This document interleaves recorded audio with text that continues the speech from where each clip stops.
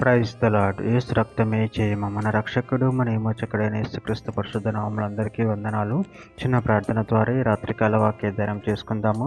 పరిశుద్ధుడ మహాగణుడైన దేవ యేసయ్య సర్వాధికారి నాయన మీకే వేలాది వందనములు కృతజ్ఞత స్తుతి స్తోత్రం చెల్లించుకుంటున్నాను దేవ. రాత్రికాల సమయంలో ప్రభు వాక్య భాగం ధ్యానిస్తుండగా వాక్య భాగం అర్థమవులు సహాయం చేసి మీ కృపలో బలపరిచి మీకు మాదిరిగా మమ్మల్ని నడిపించి మీ చిత్తాన్ని మా జీవితంలో జరిగించమని చిన్న ప్రార్థన ప్రభు యేసుక్రీస్తు పరిశుద్ధ నామములో అడిగి పెట్టుకుంటున్నాను తండ్రి. Amen amen.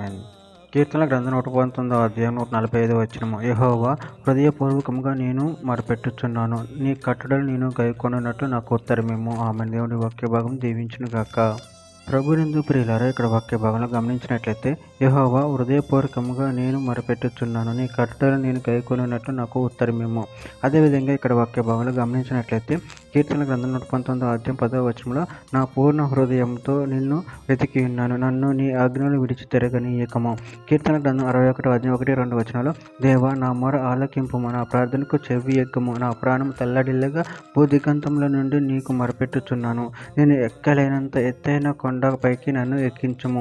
కీర్తన గ్రంథం 62 అధ్యాయం 8వ వచనంలో జనులారా ఎల్లప్పుడూ ఆయన యందు నమ్మిక ఉంచుడి, ఆయన సన్నిధిని మీ హృదయములు కుమ్మరించుడి, దేవుడు మనకు ఆశ్రయము. ఇర్మియా గ్రంథం 29వ అధ్యాయం 13వ వచనంలో మీరు నన్ను వెతికిన ఎడల పూర్ణ మనసుతో నన్ను గురించి విచారణ చేయునెడల మీరు నన్ను కనుగొందురు. విలాప వాక్యములు 2వ అధ్యాయం 18వ వచనంలో జనులు హృదయపూర్వకంగా యెహోవాకు మొరపెట్టుదురు, సీయోను కుమారి ప్రకారము నదీ ప్రవాహం వలె దీవారాత్రం కన్నీరు పారనిమ్ము, విరామం కలగనీయకము, నీ కంటి పాపను విశ్రమింపనీయకము. హెబ్రీయులకు రాసిన పత్రిక 10వ అధ్యాయం 22వ వచనంలో మనసాక్షికి కల్మషం తోచకుండానట్లు ప్రోక్షింపబడిన హృదయములు గలవారమును నిర్మలమైన ఉదకంతో స్నానం చేసిన శరీరమును గలవారమునై ఉండి విశ్వాస విషయంలో సంపూర్ణ నిశ్చయత కలిగి యథార్థమైన హృదయంతో మనము దేవుని సన్నిధానమునకు చేరుదము.